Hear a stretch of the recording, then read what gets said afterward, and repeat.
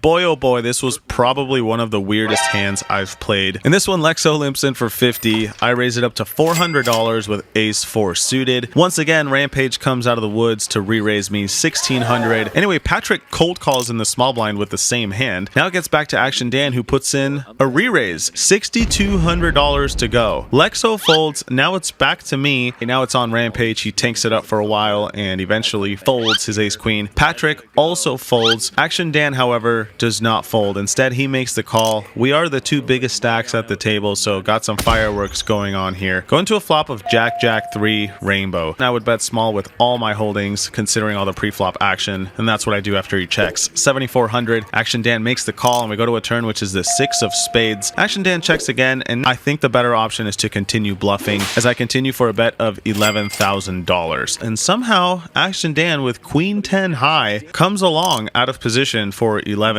River comes the 3 of clubs. Action Dan checks it over to me. I go with it. 24,000, nearly 25,000, all in. Action Dan with Queen high. After some thought, he makes the call. He says, "What do you have?" I say, "Ace high." "You got it." And he's like, "Nah, you got it." I'm like, "All right, here's my ace high." I wasn't lying. I'm expecting to get slow rolled, at least for a chop. But no, he mucks it. What a weird hand. 115,000 going our way.